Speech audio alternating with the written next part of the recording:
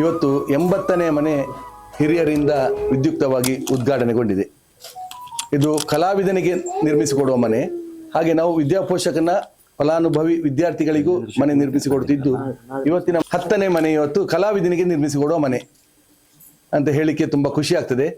ಇದಕ್ಕೆ ಈ ಮನೆಯ ಪ್ರಾಯೋಜಕತ್ವವನ್ನು ವಹಿಸಿದವರು ನಮ್ಮ ಸಂಸ್ಥೆಯ ಕಾರ್ಯಕಾರಿ ಸಮಿತಿಯ ಸದಸ್ಯ ಮೌನ ಸಾಧಕ ಕೃಷ್ಣಮೂರ್ತಿಯವರ ಒಂದು ಉತ್ತೇಜನದಿಂದ ಎಲ್ಲ ಕುಟುಂಬಿಕರು, ಅಜ್ಜಂದಿರ ಮಕ್ಕಳು ಮೊಮ್ಮಕ್ಕಳು ಎಲ್ಲ ಸೇರಿಕೊಂಡು ಒಂದು ಕುಟುಂಬದ ಪ್ರಾಯೋಜಕತ್ವದಲ್ಲಿ ಈ ಮನೆ ನಿರ್ಮಾಣಗೊಂಡಿದೆ. ಇದಕ್ಕೆ ಸಹಕಾರ ನೀಡಿದ ಎಲ್ಲ ಕುಟುಂಬದ ಸದಸ್ಯರಿಗೂ ನಾನು ಮನಸಾ ಸ್ಮರಿಸುತ್ತಾ, ಯಕ್ಷಗಾನ ಕಲಾವಿದರಿಗೆ ತುಂಬಾ ಕಷ್ಟ ನೋಡ್ಲಿಕ್ಕೆ. ಯಕ್ಷಗಾನ ರಂಗಸ್ಥಳದಲ್ಲಿ ಮಾತ್ರ ಅವ್ರು ರಾಜರಾಗಿರ್ತಾರೆ, ಸಂತೋಷದಿಂದ ಇರ್ತಾರೆ, ಇನ್ನೊಬ್ರು ನಗುವನ್ನ ನಗಿಸ್ತಾ ಇರ್ತಾರೆ. ಆದ್ರೆ ಅವರಿಗಿರುವಂತಹ ಕಷ್ಟಗಳನ್ನು ಯಾರು ಕೇಳುವವರು ಇರುವುದಿಲ್ಲ. ಅವರೇ ನೆರವಾಗಿರ್ತಾರೆ. ಆ ಸಂದರ್ಭದಲ್ಲಿ ನಮ್ಮ ಮನೆ ತುಂಬಾ ದುರಸ್ತಿಯಿಂದ ಇತ್ತು. ಯಾರು ಕೂಡ ನಮ್ಮ ಮನೆಗೆ ಬರ್ಲಿಕ್ಕೆ ಸ್ವಲ್ಪ ಹಿಂಜರಿತಾ ಇದ್ರು. ನೋಡುವಾಗ ಮನೆ ಹಾಗೆ ಉಂಟು ಅನ್ನೋ ಹಾಗೆ. ಬಂದ್ರು ಮನೆ ಒಳಗೆ ಉಳಿಯುವುದಿಲ್ಲ ಇತ್ತು. ಬಂದು ಹೋಗುದು ಕೂಡಲೇ ಹೊರಗೆ ಹೋಗ್ತಾ ಇದ್ರು. ಏನ್ ಮಾಡ್ಲಿಕ್ಕಿಲ್ಲ, ನಮ್ಗೆ ಕಷ್ಟ ಉಂಟು. ನಮ್ಗೆ ಒಂದು ಹೊತ್ತಿನ ಊಟಕ್ಕೆ ಕಷ್ಟ ಆದ ಸಂದರ್ಭ ನಾವು ಮನೆಗೆ ಸರಿ ಮಾಡ್ಕೊಳ್ಲಿಕ್ಕೆ ಕಷ್ಟ ಆಗ್ತದೆ. ಹಾಗಿರುವಾಗ ನನಗೊಬ್ಬ ಯಕ್ಷಗಾನ ಕಲಾವಿದರಿಂದ ಹೀಗೆ ವಿಷಯ ಸಿಕ್ಕಿತು.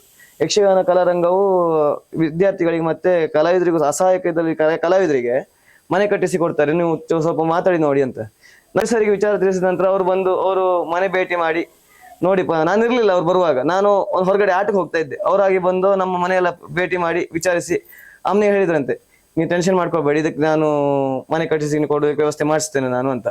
ಮತ್ತೆ ಹೇಳಿದ್ರು, ಇಲ್ಲಿ ಇರಬೇಡಿ ನೀವು ಈ ಮನೆಯಲ್ಲಿ, ಈ ಮನೆ ಇನ್ನೇನು ನಮ್ಮ ಮನೆ ಹಾಗೆ ಸಿಮೆಂಟ್ ಎಲ್ಲ ಬಿದ್ದೋಗಿ ಬರೀ ಗೋಡೆ ಇಟ್ಟಿಗೆ ಮಾತ್ರ ಇದ್ದಿತ್ತು. ಅದು ಬಿದ್ದು ಹೋಗುವ ಸಂದರ್ಭ ಇತ್ತು. ಅದಕ್ಕೆ ನಾವು ಮನೆ ಬಿಟ್ಟು ಹೊರಗಡೆ ಚಿಕ್ಕಮ್ಮನ ಮನೆ ದೊಡ್ಡಮ್ಮನ ಮನೆ ಇದ್ದಿದ್ದು ಕಮರ್ಶಿಯಲ್ಲಿ. ನಂತರ ಇವ್ರು ಹೇಳಿದ ನಂತರ ಅವ್ರು ಹೇಳಿದ ತಕ್ಷಣವೇ ನಾವು ಮನೆ ಎಳೆದು ಮನೆ ಕಟ್ಲಿಕ್ಕೆ ಮತ್ತೆ ಪ್ರಾರಂಭ ಮಾಡಿದ್ದೇವೆ. ಆ ನಂತರ ಮನೆ ಕಟ್ಟರು.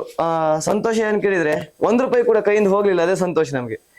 ಎಲ್ಲವೂ ಕೂಡ ಕಲಾರಂಗ ನನಗೆ ಸಪೋರ್ಟ್ ಮಾಡಿ ಕಲಾರಂಗದಿಂದ ಮನೆ ಆದದ್ದು. ಪುತ್ತೂರು ಕೃಷ್ಣ ಭಟ್ ಮತ್ತು ಅವರ ಹೆಂಡತಿ ಗಂಗಮ್ಮ, ಅವರ ಮಕ್ಕಳು ಮರಿ ಮಕ್ಕಳು, ಅವರಿಗೆ ಚಿರಋಣಿಯಾಗಿರ್ತೇನೆ ಎನ್ನುವಾಗ ನಾನು ಹೇಳಿಕೊಡ್ತಾ ಇದ್ದೇನೆ. ಧನ್ಯವಾದಗಳು. ಕಲಾರಂಗವನ್ನು ಹೊಗಳುತ್ತಾ, ಯಾಕೆಂತ ಹೇಳಿದ್ರೆ ಇಂಥದ್ದೊಂದು ಸಂಸ್ಥೆ ಇಡೀ ಭಾರತ ದೇಶದಲ್ಲಿಲ್ಲ. ಕಲಾವಿದರನ್ನು ಒಗ್ಗೂಡಿಸಿ ಕಲಾವಿದರ ಕಷ್ಟ ಸುಖಕ್ಕೆ ಆಂತುಕೊಂಡು ಅವ್ರಿಗೆ ಬೇಕಾದನ್ನು ಕೊಡುವ, ಬಡ ಕಲಾವಿದರಿಗೆ ಬೇಕಾದ್ರೆ ಮನೆ ಕಟ್ಟಿಸಿಕೊಡುವ, ಶಿಕ್ಷಣದಲ್ಲಿ ಅತ್ಯುತ್ತಮವಾಗಿ ಮುಂದೆ ಬಂದವರಿಗೆ ಮುಂದಿನ ಎಜುಕೇಶನ್ ಬಗ್ಗೆ ಬೇಕಾದಷ್ಟು ಪ್ರೋತ್ಸಾಹ ಕೊಡುವಂತಹ ಒಂದು ಸಂಸ್ಥೆ ಅಂದ್ರೆ ಕಲಾರಂಗ. ಅದರ ಮೇಲೆ ಅಷ್ಟು ಅಭಿಮಾನ ಉಂಟು, ನನಗೆ ಪ್ರೀತಿ ಉಂಟು ಅಂತ. ಎಲ್ಲ ಸದಸ್ಯರು ಕೂಡ ಯಾವ ಸಂಬಳವನ್ನೂ ತೆಗೆದೆ, ಪ್ರತಿಫಲ ಅಪೇಕ್ಷೆ ಇಲ್ಲದೆ ರಾಮನ ಸೇವೆ ಮಾಡಿದ ಹನುಮಂತನ ಹಾಗೆ ಸೇವಾ ಹಿ ಪರಮೋ ಧರ್ಮ ಅಂತ ಹೇಳಿ ತಾವು ಕೆಲಸಕ್ಕೆ ಮಾಡ್ಕೊಂಡು ಬಂದಿದ್ದಾರೆ.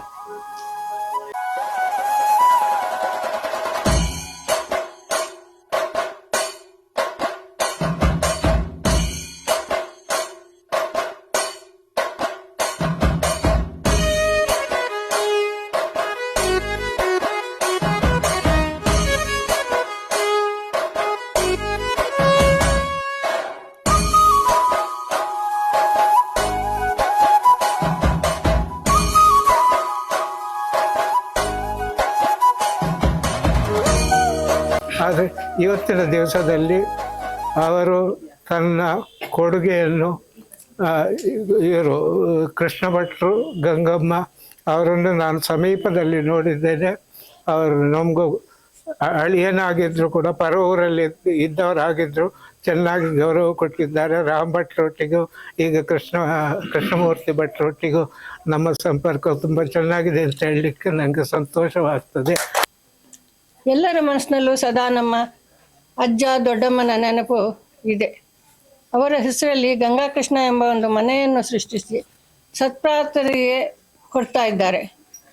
ಆ ಮನೆಯಲ್ಲಿ ಮುಂದೆ ಇರುವವರಿಗೆ ಶ್ರೇಯಸ್ಸು, ಅಭಿವೃದ್ಧಿ ಎಲ್ಲ ಕೊಟ್ಟು ಆ ಮನೆಯಲ್ಲಿ ಸಂತೋಷವಾಗಿ ಎಲ್ಲರೂ ಇರಬೇಕು ಅಂತ ನಾವು ಆಶಿಸ್ತೇವೆ. 51 ವರ್ಷದ ಒಂದು ಸಂಸ್ಥೆ ಇಷ್ಟು ಬೃಹದಾಕಾರವಾಗಿ ಬೆಳೆದು ನಿಂತಿದೆ ಅಂತ ಹೇಳಿದ್ರೆ ನಾವೆಲ್ಲ ಅದಕ್ಕೊಂದು ದೊಡ್ಡ ಚಪ್ಪಾಳೆಯನ್ನು ಹೊಡಿಬೇಕಾಗ್ತದೆ. ಯಾಕೆ ಕೇಳಿದ್ರೆ 80 ಮನೆಗಳನ್ನ ವಿದ್ಯಾಪೋಷಕಂಡರಲ್ಲಿ ಕಳಿಸ್ತಾರೆ. 10 ಮನೆಗಳನ್ನ ಕಲಾವಿದನ ನೆಲೆಯಲ್ಲಿ ಕಟ್ಟಿಸಿಕೊಡ್ತಾ ಇದ್ರೆ 10ನೇ ಮನೆ ವಿಘ್ನೇಶನ್, 10ನೇ ಮನೆಯ ಒಬ್ಬ ಫಲಾನುಭವಿ ಆಗ್ತಾ ಇದ್ದೇನೆ ವಿಘ್ನೇಶ್. ಇನ್ನು ಕೆಲವರಿಗೆ ಈ ಮನೆ ಸಿಗ್ಲಿಕ್ಕಿದೆ. ಕೇವಲ ನಾವು ಗಳಿಸುವುದು ಮಾತ್ರ ಮುಖ್ಯವಲ್ಲ, ನಾವು ಗಳಿಸಿದ್ರಲ್ಲಿ ಒಂದು ಪಾಲನ್ನು ಸಮಾಜಕ್ಕೆ ಕೊಡಬೇಕಾಗ್ತದೆ. ಆ ಸಮಾಜಕ್ಕೆ ಕೊಡುವಂತ ಮನಸ್ಸು ನಮ್ಮಲ್ಲಿ ಇರಬೇಕಾಗ್ತದೆ. ಅಂತ ಎಲ್ಲ ಸಜ್ಜನ ಮನಸ್ಸುಗಳು ಇವತ್ತಿಲ್ಲಿ ಒಂದಾಗಿ ಕುಳಿತಿದ್ದೀರಿ. ಇದು ನಿಜಕ್ಕೂ ಕೂಡ ಒಂದು ಖುಷಿ ಕೊಡುವಂತ ಗಳಿಗೆ ಅಂತ ಹೇಳ್ತಾ ಈ ಅವಕಾಶವನ್ನು ನಮಗೋಸ್ಕರ ಒದಗಿಸಿಕೊಟ್ಟಂತ ಕಲಾರಂಗಕ್ಕೆ ನಾನು ಆಭಾರಿಯಾಗಿದ್ದೇನೆ. ನಮ್ಮ ಕುಟುಂಬದಲ್ಲೇ ಕೆಲವರಿಗೆ ತುಂಬಾ ಸಂಶಯ ಇತ್ತು, ಎಷ್ಟು ಕೆಲಸ ಮಾಡ್ತಾರೆ ಅದು ಸಂತದ ಇಲ್ವಾ ಅಂತೆಲ್ಲ ಕೆಲವು ಮಾತು ಬಂದಿತ್ತು. ನಾನು ಅದಕ್ಕೆ ನಮ್ಮ ಕುಟುಂಬದವರಿಗೆ ಒಂದು ಪರಿಚಯ ಆಗಬೇಕು. ಹಾಗೆ ಫಸ್ಟಿಗೆ ನಾವು ಹೆಣ್ಣು ಮಕ್ಕಳು 6 ಜನ ಸೇರ್ಕೊಂಡು ಈ ಒಂದು ಮನೆ ಕಟ್ಟಬೇಕು ಅಂತ ಒಂದು ಸಂಕಲ್ಪ ಬಂತು. ಇದ್ರ ಹಿಂದೆ ಒಂದು ನನ್ನ ಸ್ನೇಹಿತ ದಿನೇಶ್ ಅಂತ ಇದ್ರು, ಅವರೊಟ್ಟಿಗೆ ಸೇರಿ ಒಂದು ಮನೆ ಕಟ್ಟಿಕೊಟ್ಟಿದ್ದೆವು. ಅದನ್ನು ಹಾಗೆ ಇದರ ಪ್ರೇರಣೆಯಿಂದ ಮತ್ತೆ ಇಲ್ಲಿ ಎಲ್ಲ ಇದ್ದಾರೆ, ನಮ್ಮ 40 ಜನದ ಕುಟುಂಬ ಉಂಟು. ಆ ಕುಟುಂಬದಲ್ಲಿ ಸೇರ್ಕೊಂಡು ಇಂಥ ಮನೆಗಳನ್ನೆಲ್ಲ ಮಾಡ್ತಾ ಇರುವಾಗ ಒಂದು ಮನಸ್ಸಿಗೆ ತೋರಿತ್ತು, ಒಂದು ಸರಿ ನಮ್ಮ ಅಜ್ಜ ದೊಡ್ಡನ ಹೆಸರಲ್ಲಿ ಒಂದು ಆಗ್ಬೇಕು ಅಂತ ಒಂದು ಸಂಕಲ್ಪ ತಲೆಯಲ್ಲಿತ್ತು. ಅದನ್ನು ಹೀಗೆ ಒಮ್ಮೆ ಹೇಳಿದೆ ಮಾಡುವನ ಅಂತ. ಅವಾಗ ನನ್ನ ಅಕ್ಕನ ಹತ್ರ ಹೇಳಿದೆ ಫಸ್ಟ್, ಹೀಗೀಗೆ ಒಂದು ಮಾಡ್ಬೇಕಂತ ಒಂದು ಸಂಕಲ್ಪ ಉಂಟು ಅಂತ. ಅದಕ್ಕೆ ಅವಳು ಹೇಳಿದ್ಲು, ನಮ್ಮದೇ ಒಂದು ಗ್ರೂಪ್ ಉಂಟು, ಪುತ್ರಾಯ ಕುಟುಂಬ ಅಂತ ಒಂದು ಗ್ರೂಪ್ ಇದೆ ವಾಟ್ಸಪ್ಪಲ್ಲಿ, ನೀನು ವಾಟ್ಸಪ್ಪಿಗೆ ಫಸ್ಟ್ ಹಾಕು ಅಂತ ಹೇಳಿ. ಸೊ ವಾಟ್ಸಪ್ಪಿಗೆ ಹಾಕಿದ ಕೂಡಲೇ ಅದಕ್ಕೆ ಸ್ಪಂದನೆ ಬಂತು. ಮತ್ತು ಇಮಿಡಿಯೇಟ್ ಆಗಿ ನಾವು ಮೀಟಿಂಗ್ ಮಾಡಿ, ಟ್ರಸ್ಟ್ನ ಮೀಟಿಂಗ್ ಮಾಡಿ ಅದರಲ್ಲಿ ಎಲ್ಲ ವಿಷಯಗಳನ್ನು ಹೇಳಿದಾಗ ಎಲ್ಲರೂ ಖುಷಿಯಲ್ಲಿ ಒಪ್ಕೊಂಡು ಇದು ಮಾಡಿದ್ದಾರೆ.